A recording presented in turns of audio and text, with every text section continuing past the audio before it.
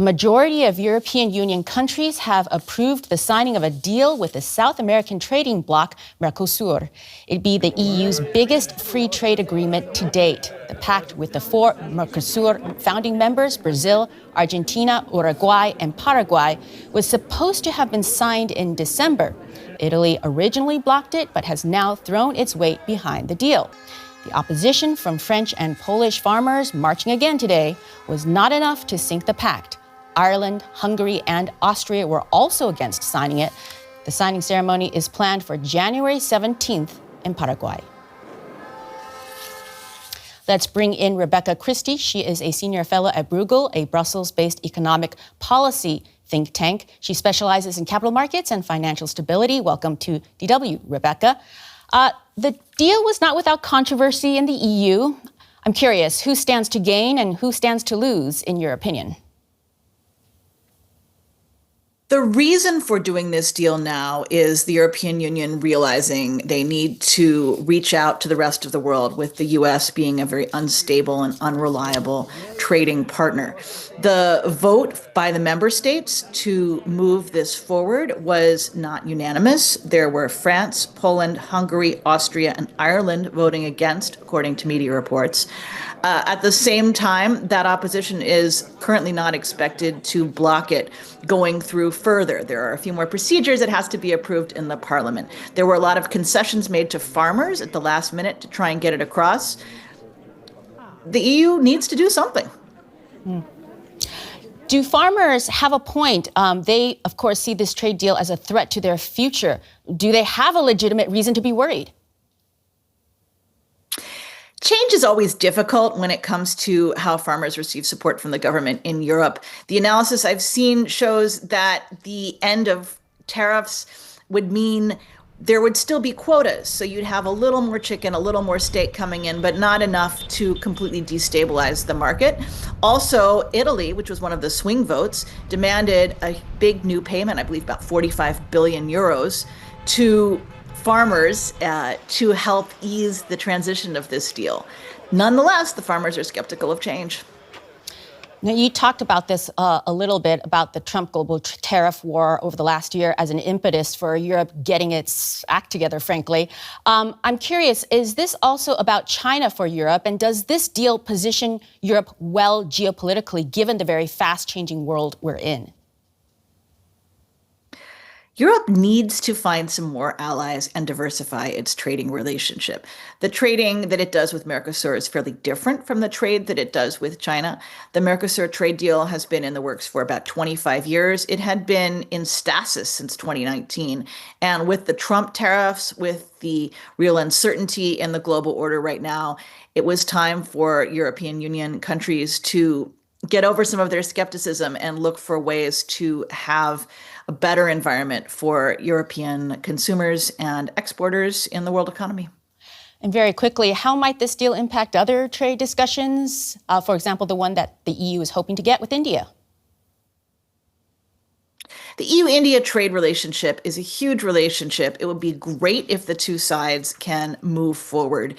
India itself is grappling with how much it wants to be connected to the rest of the world. I think that internal debate is going to be a bigger driver of the EU-India relationship than the EU's trade deals with South America or other regions. Rebecca Christie, a senior fellow at Bruegel, thank you very much. Thanks for having me on. Let's bring in Thiago de Aragao. He is the director of strategy at consulting company Arko Advice in Washington. Welcome, Thiago. How is the agreement being viewed among Mercosur members? Well, it was a very long road, long battle. The Mercosur members, they are looking at more with a sign of relief than anything else. It was almost 25 years of conversations in order to have this accomplished. But the positive thing is that it happens in a moment that the world is in turmoil because of the reconfiguration of its commercial ties. And it's something that probably this turmoil of that is changing the commercial ties all over the world was the big reason why this finally happened. So in Brazil, in Argentina, despite being countries with opposing governments, both of them are greeting this as a very good deal and something that they can offer them a stronger alternative in the international trade relations. 25 years is indeed a long time. So what sort of practical impact are Mercosur members expecting from this deal? The practical impact is mostly regarding the capability of the industry, because the deal at the end of the day restricted a lot the potential exports from the farmers. Of course, it's understandable that the Brazilian farmers and the Argentinian farmers, they are seen as an existential threat to several European farmers. Brazil, for example, is a country that not only has a huge area to plant, but it's also an area that it's a sector that has very highly technological advances as well.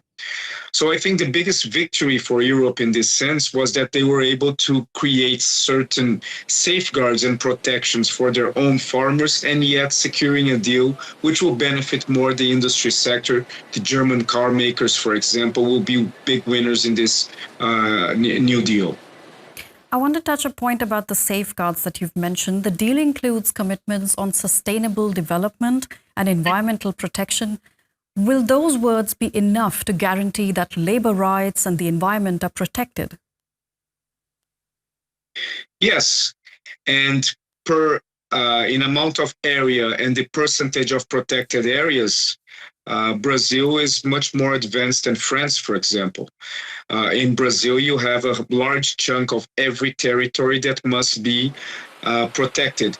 Of course, the bad news about the illegal foresting and illegal agriculture is the one that comes first when people think about the agricultural capability of Brazil. But this is a minimum quantity in front of the general production. I believe that these safeguards, they are absolutely possible to be accomplished, especially because of a cooperation on both sides. Illegal logging, for example, that happens a lot in the Amazon. One of the main buyers is Europe. So it is something that we have to work together, the two ends and the two sides. So one side does not promote illegal logging and the other side does not buy that same illegal logging. So there's a lot of ground to be covered, but it's possible. Many EU farmers oppose the agreement and fear the competition. Are there similar concerns from Mercosur member states? Of course, you will always find sectors that have concerns, some industrialists in Brazil. But at the end of the day, I believe that the Mercosur producers, they are seeing this perhaps with a bigger smile than some of the French farmers. They are the ones that have been working more actively over the past years with a very strong and well-tailored lobby through the French presidency in order to prevent certain advances. There is some concerns, but it's understandable that the concerns are bigger within French farmers and to a certain extent with the Italian farmers as well, as we have seen in these final days of the negotiations.